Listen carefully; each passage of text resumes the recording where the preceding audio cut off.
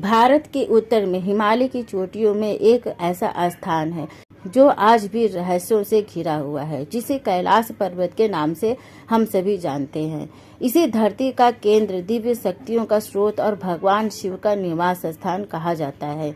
लेकिन एक सवाल आज भी हम सभी के बीच में घूमता है कि अब तक कोई इस पर्वत की चोटी पर चढ़ क्यों नहीं सका। कैलाश पर्वत की बनावट कुछ ऐसी है कि ये एक सटीक पिरामिड के जैसे दिखाई देता है। वैज्ञानिकों का मानना है कि ऐसी नेचुरल रूप से संरचना संभव नहीं है। कुछ विद्वानों का तो ये भी दावा है कि ये पर्वत एक प्राकृतिक नहीं है, बल्कि इसे बनाया गया है, इसकी रचना की गई है, जो लाखों वर्षों पहले किसी प्राचीन सभ्यता द्वारा बनाई गई होगी। हिंदू धर्म के अनुसार कैलाश पर्वत भगवान शिव और माता पार्वती का निवास स्थान बताया जाता है। बौद्ध धर्म इसे माउंट मेरू यानी कि इसे ब्रह्मांड का केंद्र मानता है। जैन धर्म के अनुसार यही वो स्थान है जहां उनके पहले तीर्थकर ऋषभ देव को मोक्ष मिला था। तिब्बती बौद्ध लोग इसे कंग रिनपोछे कहते हैं, यानी कि बर्फ से ढका रत्न। ये अलग अलग धर्म के लोगों के लिए इतना पवित्र है कि लोग मानते हैं कि चोटी पर चढ़ना शिव की भक्ति नहीं है, बल्कि उसकी परिक्रमा करना ही सच्ची भक्ति है। इतिहास में कई बार पर्वतारोहियों ने कैलाश पर चढ़ने की कोशिश की, लेकिन हर बार कोई न कोई अदृश्य शक्ति उन्हें रोक देती थी। 1950 के दशक में एक रूसी पर्वतारोही दल ने चढ़ाई करने की कोशिश की। जैसे ही उन्होंने चढ़ाई शुरू की, भयंकर बर्फबारी और तूफान आने लगा। कई दिनों तक वे फंसे रहे और अंत में उन्हें खाली हाथ ही वहां से लौटना पड़ा था। लौटने के बाद उस दल के कुछ सदस्यों को मानसिक रूप से बीमारियों ने घेर लिया। एक और कथा बताई जाती है कि एक ब्रिटिश पर्वतारोही ने भी 1926 में चढ़ाई करने का प्रयास किया था। उसने कहा कि मैंने अब तक जितनी भी चोटियां देखी है, उनमें से ये कैलाश पर्वत सबसे कठिन और डरावनी है, जैसे कोई अदृश्य शक्ति खुद हमें रोक रही हो। तिब्बती बौद्ध का ऐसा विश्वास है कि कैलाश पर्वत पर देवता और अप्सराएं दोनों निवास करती हैं। वहां चढ़ना पाप माना जाता है, क्योंकि इससे दिव्य व्यवस्था में रुकावट आती है।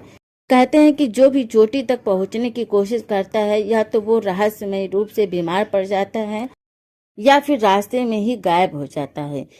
एक और अजीब घटना कैलाश पर्वत के रूप में अनुभव की गई है। कई यात्रियों ने बताया कि जब वे कैलाश पर्वत के पास कुछ घंटे बिताकर लौटते हैं, तो उनके बाल और नाखून असामान्य रूप से बढ़े हुए दिखाई देते हैं, जैसे कि कई दिनों का समय बीत चुका हो। ये घटना अभी भी वैज्ञानिकों के लिए एक रहस्य बना हुआ है। कुछ विशेषज्ञ इसे गुरुत्वाकर्षण असामान्यता मानते हैं, लेकिन कोई ठोस प्रमाण आज तक नहीं मिल पाया है। विशेषज्ञों ने यह भी पाया है कि कैलाश पर्वत की रचना दूसरे पवित्र स्थानों से मिलती जुलती है, जैसे कि स्टोनहेंज इंग्लैंड, गीजा के पिरामिड मिस्र और ईस्टर आइलैंड से।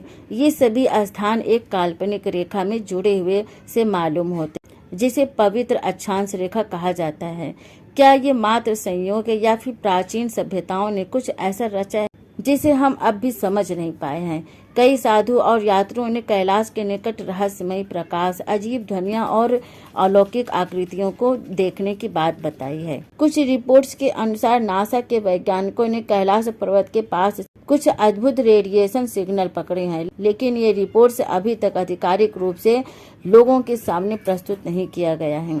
इससे भी एक सिद्धांत का जन्म होता है कि कैलाश पर्वत कोई ऊर्जा केंद्र हो सकता है जो ब्रह्मांडीय तरंगों का आदान प्रदान करता है। शिव पुराण और स्कंद पुराण में कैलाश पर्वत का विस्तार से उल्लेख मिलता है। वहां पर लिखा है कि कैलाश पर शिव स्वयं ध्यान में लीन रहते हैं और वहां की ऊर्जा इतनी तेज होती है कि सामान्य मनुष्य वहां लंबे समय तक नहीं टिक सकता है। कैलाश पर्वत सिर्फ एक भौगोलिक स्थान नहीं है, बल्कि एक जीवंत रहस्य है। यहाँ विज्ञान और अध्यात्म दोनों ही फेल हो जाते हैं।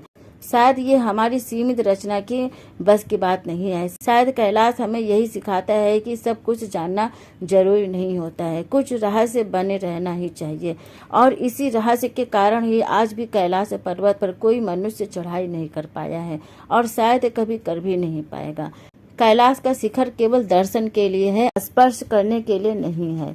वीडियो कैसी लगी आप सभी को? अगर पसंद आए तो प्लीज़ वीडियो को लाइक, शेयर और कमेंट करना मत भूलिएगा।